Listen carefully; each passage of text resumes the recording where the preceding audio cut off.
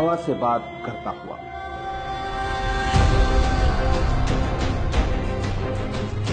रेत के सीने को चीरता हुआ, बिजली की रफ्तार से कुछ हिंदुस्तानी सपूतों का एक छोटा सा कारवां तारीख के पन्नों में अपनी जगह बनाने, आंखों में एक अजीम मकसद लिए अरब की जमीन करबला की तरफ रवां। हल मिन नासिरिन यंसुरना।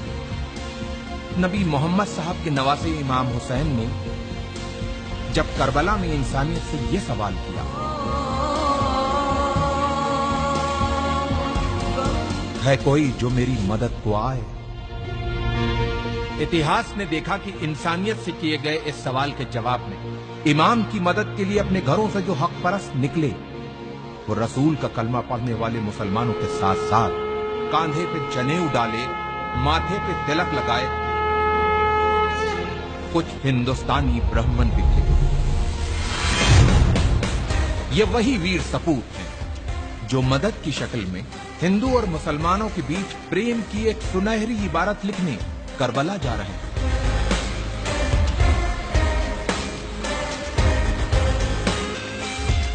जालिम बादशाह यजीद अपनी हुकूमत के नशे में चूर होके इंसानियत का चेहरा बिगाड़ देना चाहता था, लेकिन उसे यह पता था कि जब तक नबी मोहम्मद साहब के नवासे इमाम हुसैन जिंदा हैं, तब तक वो अपनी मर्जी की नहीं कर सकता। उसके इसी डर ने इमाम हुसैन को उनके परिवार के साथ करबला में घेर के उनसे अपनी हुकूमत के सामने सर झुकाने को कहा। जियो और जीने दो की जिंदा मिसाल पेश करते हुए इमाम हुसैन ने यजीद के सामने एक पेशकश रखी कि अगर तुमको मुझसे कोई खतरा हो तो मुझे रास्ता दे दो ताकि मैं हिंदुस्तान चला जाऊं।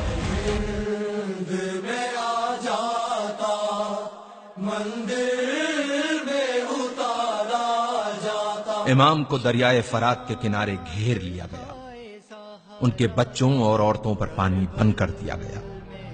यह सब जुल्म यजीद के खत मिलने के बाद इब्ने जियाद ने इमाम हुसैन पे किए। इमाम की तरफ से भी खत लिखे गए। कहते हैं कि लोग मुसीबत में अपनों को याद करते हैं या फिर मुसीबत में जो साथ दे वही अपना होता है। इमाम हुसैन ने अपने बचपन के दोस्त हबीब को खत लिखकर मदद को बुलाया और दूसरा खत करबला से दूर, बहुत दूर भारत के एक हिंदू राजा के नाम लिखा गया। इमाम हुसैन के बेटे अली इब्ने हुसैन ने अपने भाई भारत के राजा समुद्रगुप्त के नाम लिखा था यह खत। सुनने में अटपटा लगने वाले इस रिश्ते का इतिहास गवाह है। लगभग 1400 साल पहले की बात है। ईरान के बादशाह जो पारसी मजहब से थे, उनकी दो बेटियां थी, मेहरबानो और शहरबानो। मेहरबानो का विवाह भारत के राजा चंद्रगुप्त से हुआ और रानी का नाम मेहरबानो से बदलकर चंद्रलेखा रखा गया। और कुछ वर्षों बाद चंद्रलेखा की छोटी बहन शहरबानो की शादी इमाम हुसैन से हुई। चंद्रलेखा और चंद्रगुप्त के बेटे समुद्रगुप्त उस समय राजा थे जब उन्हें अपने मौसेरे भाई अली इब्ने हुसैन का पत्र मिला।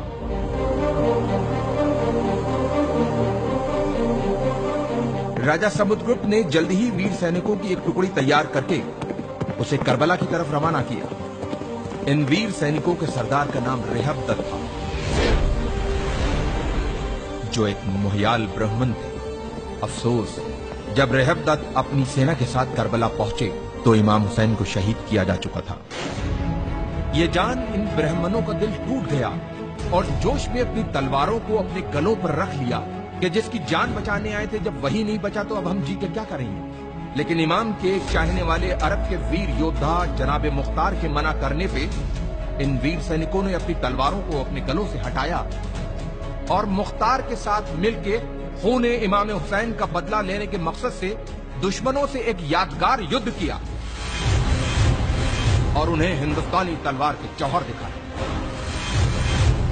इन वीर सैनिकों ने करबला में जहां पड़ाव डाला था, उस जगह को हिंदिया कहते हैं, जो जगह आज भी उसी नाम से मौजूद है। इन ब्राह्मणों में से कुछ करबला में वीर गति को प्राप्त हुए, कुछ वहीं बस गए और कुछ अपने देश भारत चले आए।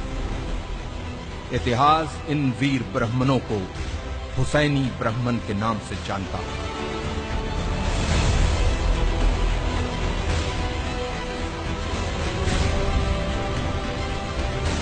तारीख के पन्नों में दबी हिंदुस्तान और इराक की इस महान कहानी को हमारे लाखों सलाम।